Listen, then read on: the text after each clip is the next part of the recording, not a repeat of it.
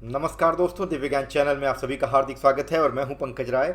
आज की video KVS, SSC GD और यूपी टेट की परीक्षा देने वाले सारे विद्यार्थियों के लिए है और यह है हिंदी का ग्रामर।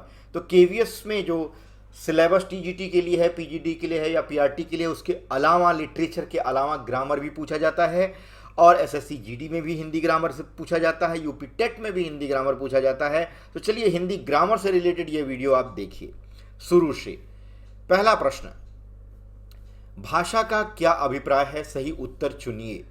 भाषा का क्या अभिप्राय है, यानी भाषा क्या करती है भाई?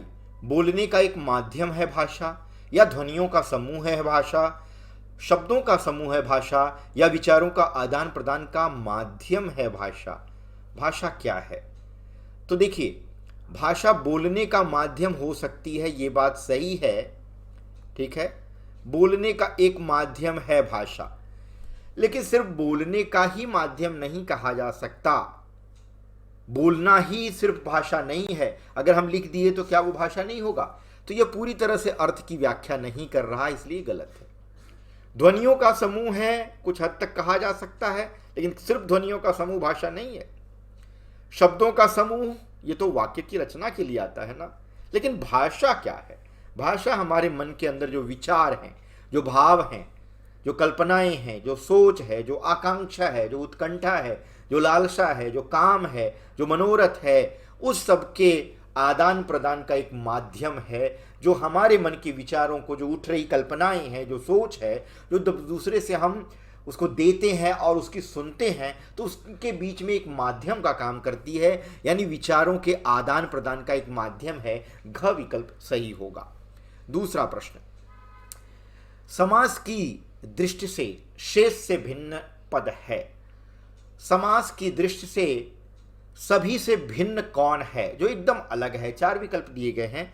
समास की दृष्टिकोण से देखना है। हिंदी ग्रामर में जो समास है उसके दृष्टिकोण से देख करके बताना है कि कौन सा ऐसा पद है इसमें लिखा हुआ जो बाकियों से भिन्न है।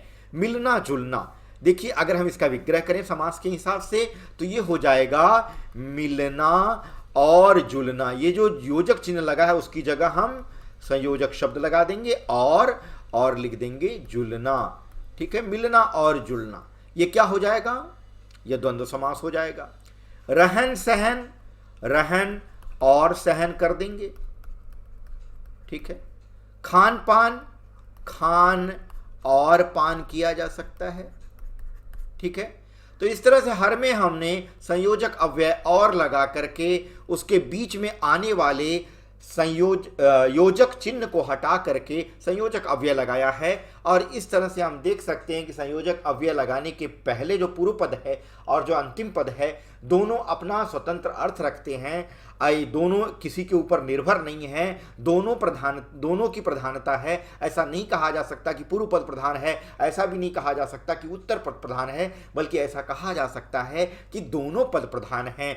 तो जिस समास में दोनों पद प्रधान होते हैं, यानी पूर्व पद और उत्तर पद दोनों पद प्रधान होते हैं, ऐसे समास को हम द्वंद्व समास कहते हैं। और इन समासों में प्राय देखा जाता है, यानी अधिकांशतः एक देखा जाता है, ऑफनली हम पाते हैं कि शब्दों के बीच में, पूर्व समस्त सामासिक पद के बीच में जो नया शब्द बनता है उसके बीच में एक योजक चिन्ह लगता है। विग्रह करते समय, समास का विग्रह करते समय, यानी पूर्व पद और उत्तर पद जो आकर के मिल करके एक नया शब्द बना रहे हैं, इनको वापस अपनी पूर्व स्थिति में ला करके जब हम रख देते हैं, यानी जो समस्त पद है उसका विग्रह करते हैं, उसको अलग अलग लिखते हैं, तो बीच में योजक शब्द आता है। लेकिन एक शब्द यहाँ पर, एक युग्म ऐसा आया है, एक जोड़ा ऐसा आया है, अपनी अपनी। यहाँ देखिए एक ही शब्द रिपीट हो रहा है। जब एक समान शब्द रिपीट हो तो यहां पर क्या होता है? यहां पर द्वंद्व समास नहीं होता। द्वंद्व समास में प्रायः जोड़े में प्रयोग होने वाले शब्द आते हैं जिनमें एक दूसरे का विरोध शब्द आता है, विरोधाभासी शब्द भी आता है, और इसके अलावा ऐसे शब्द भी प्रयोग किए जाते हैं जो जोड़े में लगते हैं। लेकिन जहां शब्दों का रिपीटेशन हो वहां पर यह द्वंद्व समास नहीं होता, इसलिए ख विकल्प सही होगा और बाकी सभी जो है गलत होंगे। तीसरे प्रश्न पर चलते हैं। राख जैसा कुछ गिरता हुआ, राख जैसा कुछ गिरता हुआ, यहां क्या है भाई? यहाँ ऊंचा स्वर का इसका मतलब है राख जैसा कुछ गिरता हुआ। इसका क्या अर्थ है? क्या इसका अर्थ है, क्या इसका अर्थ है ऊंचा स्वर? नहीं, इसका अर्थ ऊंचा स्वर तो नहीं हो सकता। तो भाई इसका अर्थ क्या होगा? क्या इसका अर्थ है उदास स्वर? उदास स्वर भी नहीं होगा। क्या इसका अर्थ है भयभीत स्वर, राख जैसा कुछ गिरता हुआ? ये भी नहीं। तो ये तीनों नहीं है इसका अर्थ। इसका अर्थ है बुझता हुआ स्वर, जो जो एकदम खत्म हो रहा हो, राख जैसा कुछ गिरता हुआ, बुझता हुआ स्वर इसका अर्थ होगा दोस्तों। चौथा प्रश्न, सांस्कृतिक में प्रत्यय है। सांस्कृतिक में क्यों कौन सा प्रत्यय है? सांस्कृतिक में इक प्रत्यय है। ठीक है, संस्कृत में इक लगा दिया, सांस्कृतिक हो गया। ठीक है, आगे बढ़ते हैं। पांचवा प्रश्न, अनिश्चित शब्द में कौन सा प्रत्यय आ सकता है? अनिश्चित शब्द में कौन सा प्रत्यय आ सकता है? अगर अनिश्चित शब्द की जो उत्पत्ति हुई है, पहले यही जान लीजिए कि इसमें अ उपसर्ग लगा है और इसमें निश्चित मूल शब्द है। निश्चित मूल शब्द है। इस निश्चित मूल शब्द में अ उपसर्ग पहले से ही लगा है, अनिश्चित हो गया। लेकिन इसमें क्या कोई प्रत्यय जोड़ करके, इन विकल्पों में दिए हुए प्रत्ययों में से कोई प्रत्यय जोड़ करके हम एक नया शब्द और बना सकते हैं? तो अनिश्चित में अगर हम ता लगा दें, अनिश्चितता हो जाएगा। अनिश्चितता, तो ये प्रत्यय लग सकता है। अनिश्चितते तो होगा नहीं, अनिश्चिति तो होगा नहीं, अनिश्चिति नहीं होगा। क्या होगा? अनिश्चितता। अनिश्चितता तालव्य है। आगे देखेंगे। छठवां प्रश्न, निम्न में से कौन सा घोष, या घोष लिखा है, गलत हो गया है थोड़ा सा टाइप करने में, ये होगा घोष। ठीक है, निम्न में से कौन सा घोष वर्ण है? देखिए, घोष वर्ण और अघोष वर्ण, दो तरह के व्यंजन देखे जाते हैं। घोष में क्या होता है? तीसरा, चौथा और पांचवा होता है। और अघोष में पहला, जैसे क वर्ग ले लीजिए तो क ख, ये पहले जो दो वर्ण होते हैं किसी वर्ग के, ये क और ख, ये क्या हो गए? ये अघोष है। अघोष यानी जिसको बोलने में स्वर तंत्र में कोई कंपन नहीं होता, वो अघोष है। अब तीसरा लेटर, चौथा लेटर और पांचवा लेटर कौन कौन सा हो जाएगा भाई? ग, घ और अंग। ये किसी भी वर्ग का, चाहे वो क वर्ग हो, चाहे च वर्ग हो, चाहे ट वर्ग हो, चाहे त वर्ग हो, चाहे प वर्ग हो, कोई भी वर्ग हो, हर एक वर्ग का तीसरा, चौथा और पांचवा ये जो अक्षर होते हैं, ये घोष वर्ण कहलाते हैं, जिनको बोलने में स्वर तंत्र में कंपन होता है। तो इस हिसाब से ख तो दूसरा लेटर है और दूसरा लेटर अघोष होता है। च पहला लेटर है, ये भी अघोष होगा। ठ जो है, ट ठ, ये भी दूसरा अक्षर है वर्ग का, ट वर्ग का, तो ये भी क्या हो जाएगा? अघोष हो जाएगा। तो घोष कौन सा है? म, क्योंकि प फ ब भ म जो है पांचवा अक्षर है दोस्तों, और नियम के हिसाब से तीसरा, चौथा और पांचवा अक्षर क्या होता है? घोष होता है। तो म घोष वर्ण हो जाएगा। आगे सातवां, निम्न में से महाप्राण ध्वनि नहीं है। महाप्राण ध्वनि नहीं है पूछा जा रहा है, यानी कौन सी ध्वनि ऐसी है जो महाप्राण नहीं है? क, घ, झ और य महाप्राण ध्वनि नहीं है पूछा जा रहा है।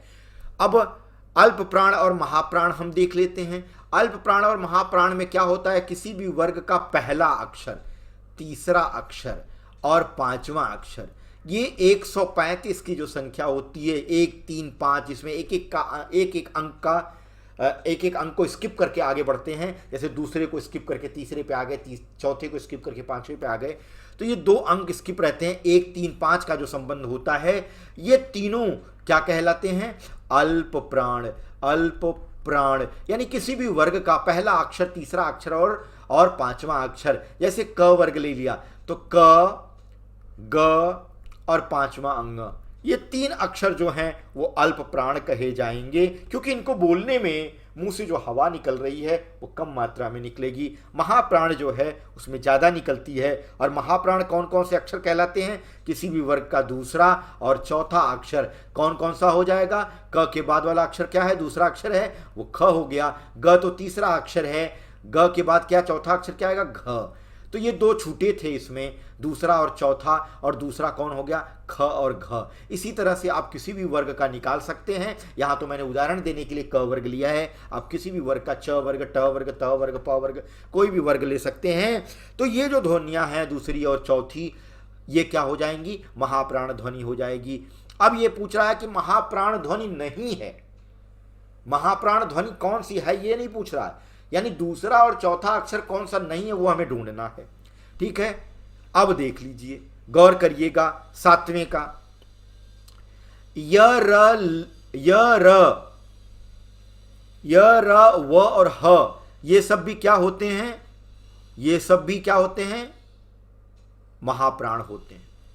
ठीक है, ये सब भी क्या होते हैं, महाप्राण होते हैं। ठीक है, आगे आ जाइए।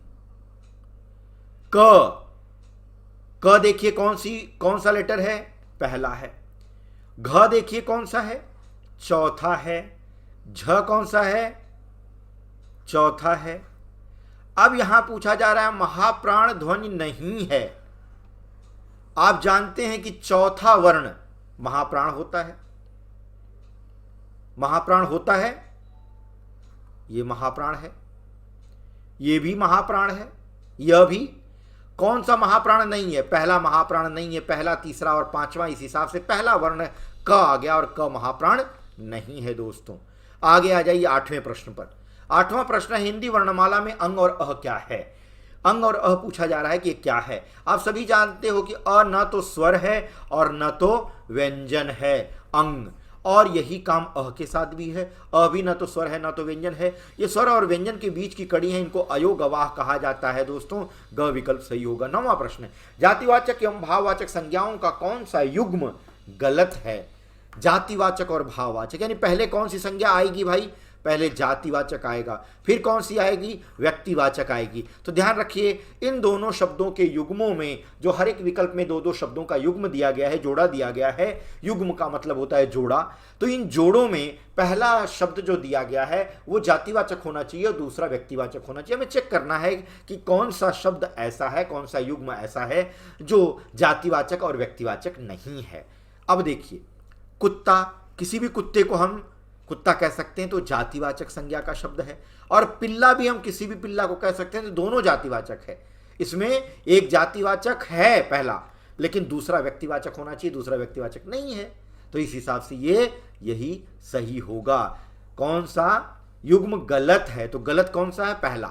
दूसरा क्यों सही है, तीसरा क्यों सही है, चौथा क्यों सही है, देख लीजिए। नगर, किसी भी नगर को हम नगर कहेंगे, जातिवाचक का शब्द है, और जयपुर विशेष सिटी का नाम है, इसलिए ये व्यक्तिवाचक है।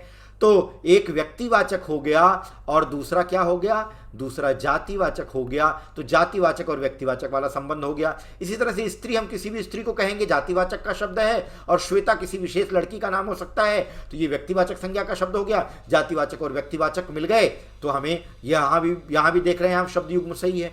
आगे आ जाइए, पर्वत और हिमालय। पर्वत में देख लेते हैं, पर्वत जातिवाचक संज्ञा का शब्द है, क्योंकि हम किसी भी पर्वत को पर्वत कह सकते हैं। हिमालय व्यक्तिवाचक का नाम है, क्योंकि व्यक्तिवाचक क्यों होगा, क्योंकि विशेष पर्वत का नाम हिमालय है, इसलिए यहाँ जातिवाचक और व्यक्तिवाचक के बीच में संबंध दिखाया जा रहा है। तो ख, ग और घ, ये तब सभी में जातिवाचक और व्यक्तिवाचक का संबंध देखने को मिल रहा है दोस्तों, लेकिन पहले विकल्प में नहीं मिल रहा है। इसलिए पहला विकल्प जो कुत्ता और पिल्ला है, यह क्या हो जाएगा, यह युग्म शब्द गलत है। यहां जातिवाचक और व्यक्तिवाचक का संबंध नहीं है, तो क विकल्प सही होगा। 10वां प्रश्न, निम्नांकित में से कौन सा शब्द पुल्लिंग में प्रयोग नहीं होता है। कौन सा शब्द ऐसा है जो पुल्लिंग में नहीं प्रयोग होता है। आप जानते हैं कि हाथी पुल्लिंग शब्द है, इसका स्त्रीलिंग शब्द होता है दोस्तों, इसका स्त्रीलिंग शब्द होता है हथिनी। हथिनी, ठीक है, हथिनी, हाथी का हथिनी होता है। नदी स्त्रीलिंग शब्द है, नदी स्त्रीलिंग शब्द है। अब यहां पूछा क्या जा रहा है, निम्न में से कौन सा शब्द पुल्लिंग में प्रयोग नहीं होता है। नदी शब्द पुल्लिंग में प्रयोग नहीं होता है। बाकी देख लीजिए, दही, ठीक है, पानी, दही शब्द पुल्लिंग में आता है दोस्तों, याद रखिएगा। पानी, पानी क्या है, पुल्लिंग है। पानी बहता है, पानी बहती है नहीं। दही अक्सर लोग सोचते हैं कि स्त्रीलिंग का शब्द है, लेकिन यह पुल्लिंग का शब्द है, ध्यान रखिएगा। नदी पुल्लिंग में प्रयोग नहीं होती, नदी स्त्रीलिंग शब्द है। ख विकल्प 10वें का सही होगा। 11वें पे आते हैं। पर कारक चिन्ह है। पर कारक चिन्ह कौन से कारक का है?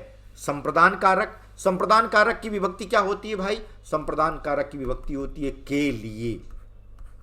अपादान कारक की विभक्ति क्या होती है? से। लेकिन किस अर्थ में प्रयोग किया जाता है? अलग होने के अर्थ में प्रयोग किया जाता है। अलग होने के अर्थ में। कर्म कारक की विभक्ति क्या होती है भाई? कर्म कारक की विभक्ति होती है का, की, के और ना, नी, ने, रा, री, रे, ये सब कर्म कारक की विभक्तियां होती हैं। अब क्या है? पर तो इसमें आया नहीं, न तो इधर आया, न तो इधर आया, न तो इधर आया। अधिकरण कारक में क्या होता है भाई? अधिकरण कारक की विभक्ति होती है में या पर। ठीक है, दोनों में से कोई। तो पर किसकी है? अधिकरण कारक की विभक्ति हो गई, तो घ विकल्प सही हो जाएगा। 12वां प्रश्न, पुरुषवाचक सर्वनाम के कितने भेद हैं? पुरुषवाचक सर्वनाम आप सभी जानते हैं कि सर्वनाम का पहला भेद माना जा सकता है कि पुरुषवाचक है। और पुरुषवाचक में कौन कौन आता है? वक्ता बोलने वाला, श्रोता किसी बात को सुनने वाला, और जिसके बारे में भी बात की जा रही है। ठीक है, यानी जिसके विषय में बात की जाए उसके लिए जो शब्द आता है। वक्ता के लिए कौन कौन सा शब्द प्रयोग होगा? मैं और हम। एक वचन के लिए मैं और बहुवचन के लिए हम। श्रोता के लिए तुम का प्रयोग होता है, अगर सम्मान दे रहे हैं तो आप लगा सकते हैं। जिसके विषय में बात की जाए उसके लिए वह आ जाएगा, वे आ जाएगा, उसका आ जाएगा, उसकी आ जाएगा, ये सब आ जाएगा। ठीक है, आगे आ जाइए। पुरुषवाचक सर्वनाम में अब सर्वनाम 3 तरह के होते हैं। उत्तम पुरुषवाचक, मध्यम पुरुषवाचक और अन्य पुरुषवाचक। ये 3 तरह के सर्वनाम शब्द देखने को मिलते हैं। तो इसका प्रकार जो है 2 नहीं होगा, ये तो गलत है। ठीक है, अब 4 भी नहीं होगा, 5 भी नहीं होगा, 3 होगा। ग विकल्प 12वें का सही है। 13वां प्रश्न, वाच्य कितने प्रकार के होते हैं? वाच्य क्या होता है? क्रिया के ऊपर किसका असर पड़ रहा है, क्रिया किसके अनुकूल है, किसके अनुकूल है, यही असली चीज हम पता करते हैं। क्रिया किसके अनुकूल लिखी गई है? अगर क्रिया कर्ता के अनुकूल लिखी जाती है तो उसे हम कहते हैं कर्तृवाच्य। अगर कर्म के अनुकूल है तो हम लिखते हैं कर्मवाच्य। अगर उस पर भाव का असर पड़ रहा है तो हम लिखते हैं भाववाच्य। तो इस तरह से वाच्य कितने प्रकार के हो गए? 3 प्रकार के। तो वाच्य कितने प्रकार के हो गए? 3। 14वां प्रश्न, संख्यावाचक विशेषण के कितने प्रकार हैं? संख्यावाचक विशेषण आप सभी जानते हैं कि किसी भी संज्ञा की विशेषता बताते समय अगर हम उसकी संख्या बता रहे हैं, जैसे हमने पुस्तक की विशेषता मान लीजिए बताई। ठीक है, हमने कहा कि भाई 3 पुस्तकें रखी हैं मेज पर, तो 3 पुस्तकें कर दिया हमने। अब ये तो 3 शब्द है, ये पुस्तक संज्ञा शब्द है, उसकी संख्या बता रहा है। संख्या बताने के कारण ये संख्यावाचक विशेषण कहा जाएगा। लेकिन 3 पुस्तक की निश्चित संख्या बता रहा है तो इसे हम कहेंगे निश्चित संख्या वाचक विशेषण। ये निश्चित संख्या वाचक विशेषण है। अगर हमने कह दिया कि भाई 3 ना लिख करके हमने कह दिया कि मेज पर कुछ पुस्तकें पड़ी हैं, कुछ पुस्तकें कह दिया, तो कुछ शब्द निश्चित संख्या नहीं बता रहा है पुस्तकों की, बल्कि अनिश्चित संख्या बता रहा है। इसलिए हम इसको कहेंगे कुछ को अनिश्चित संख्यावाचक। तो संख्यावाचक विशेषण 2 तरह के हो गए, निश्चित संख्यावाचक, अनिश्चित संख्यावाचक। संख्यावाचक विशेषण के कितने प्रकार हैं ये पूछा जा रहा है। तो कितने प्रकार हो गए? 2 प्रकार हो गए। ख विकल्प सही हो जाएगा। आगे आ जाइए। 15वां प्रश्न, किस वाच्य में क्रिया के लिंग और वचन कर्म के अनुसार बदलते हैं? किस वाच्य में क्रिया के लिंग और वचन कर्म के अनुसार बदलते हैं? कौन सा ऐसा वाच्य है जिसमें क्रिया का जो लिंग है और वचन है वो कर्म के अनुसार बदलता है? कर्तृवाच्य में, कर्मवाच्य में, भाववाच्य में, या कर्मवाच्य और भाववाच्य दोनों में? अभी पिछले प्रश्न में मैंने आपको एक्सप्लेन किया था कि जब क्रिया के लिंग और वचन में बदलाव कर्म के अनुसार हो तो उसे हम कर्मवाच्य कहते हैं।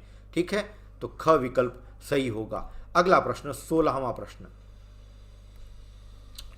हेतु हेतुमत भूतकाल का उदाहरण है। आप जानते हैं कि भूतकाल 6 तरह के हो गए।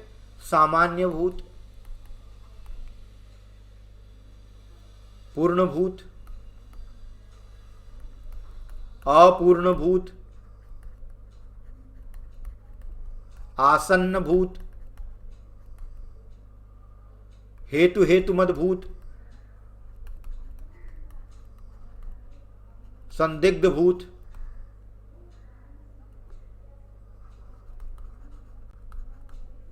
तो इस तरह से कितने हो गए दोस्तों? 1 2 3 4 5 6, ये 6 प्रकार हैं भूतकाल के।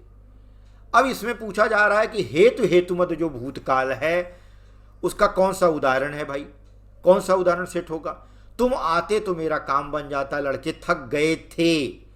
अब ये तो पूर्ण भूतकाल है, लड़के थक गए थे।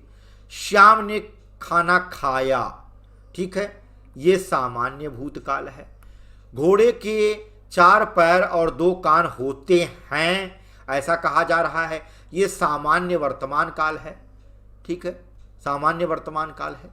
अब यहां आ जाती है बात, एक बचा, तुम आते तो मेरा काम बन जाता।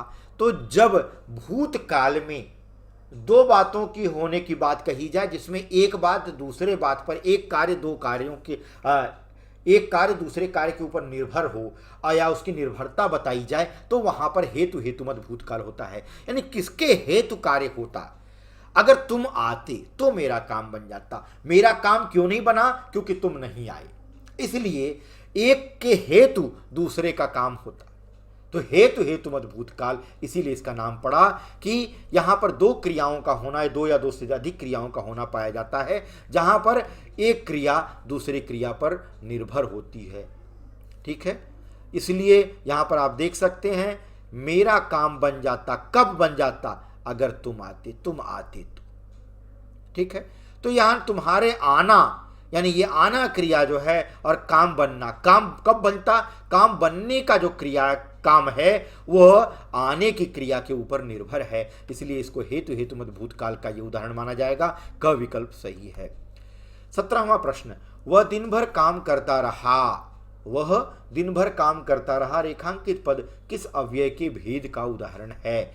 दिन भर काम करता रहा, काम करना क्रिया है, उसकी विशेषता बताने के लिए शब्द प्रयोग किया जा रहा है कि वो काम किया, लेकिन कब किया? दिन भर। अब दिन भर जो है उसके होने का समय बता रहा है। अब समय को हम काल कहते हैं, तो ऐसा कोई शब्द जो क्रिया की विशेषता बताए उसको हम नियम के हिसाब से क्रिया विशेषण कहते हैं दोस्तों।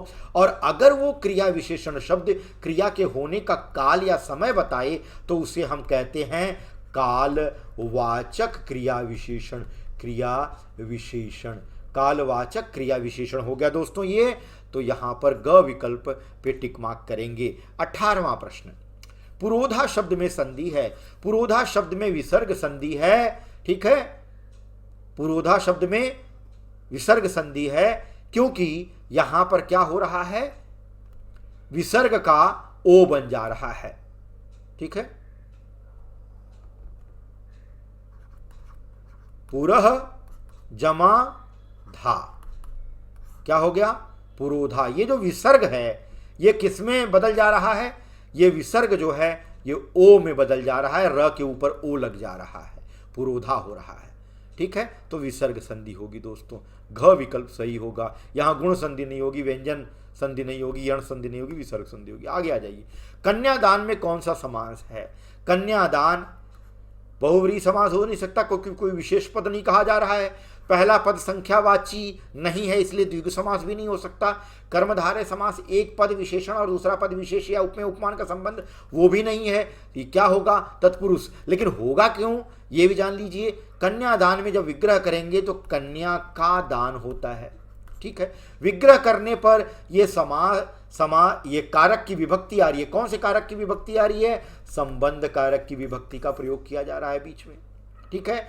और जब इनका समस्त पद बना रहे हैं, कन्या को दान से जोड़ रहे हैं, नया शब्द बन रहा है कन्यादान, तो इसमें जो ये विभक्ति है का, इसका लोप हो जा रहा है। का देखिए बीच में गायब हो गया यहाँ कन्यादान से। तो इसलिए ऐसा समास जिसका द्वितीय पद प्रधान हो, दूसरा पद प्रधान हो, यहाँ कन्या की बात नहीं की जा रही है, दान को महत्वपूर्ण बोला जा रहा है कि कन्या का दान किया गया। दान किसका किया गया? कन्या का। तो दान पर महत्व ज्यादा दिया जा रहा है। दान शब्द जो है प्रधान है, द्वितीय पद प्रधान है। और क्या हो जा रहा है? विग्रह करने पर विभक्तियों का प्रयोग किया जा रहा है, लेकिन समस्त पद बनाने पर विभक्तियों का लोप हो जा रहा है। तो ऐसा समास कौन सा समास कहा जाएगा? तत्पुरुष समास कहा जाएगा। दोस्तों 20वां प्रश्न, कनिष्ठ शब्द में प्रयुक्त प्रत्यय है। कनिष्ठ शब्द में प्रयुक्त प्रत्यय क्या है वो जान लीजिए। कनिष्ठ शब्द में प्रयुक्त प्रत्यय है इष्ट। क्या है? इष्ट। कनु में इष्ट लगता है तो कनिष्ठ बनता है। ठीक है, आगे आ जाइए। ये हो गया। तो दोस्तों आज के इस प्रैक्टिस पेपर सेट में बस इतना ही। हाँ, आपसे अनुरोध है कि अगर आप चैनल पर नए बने हुए हैं तो प्लीज़ सब्सक्राइब कर लीजिए चैनल को। अगर वीडियो अच्छी लगी हो तो उसको लाइक बटन को हिट करना मत भूलिए। कमेंट में भी जरूर लिखिए कि आपको वीडियो ये कैसी लगी। आप सभी का बहुत बहुत धन्यवाद। अगली वीडियो में फिर एक रोचक विषय के साथ मैं आपसे रूबरू होऊंगा। तब तक के लिए आप सभी का धन्यवाद।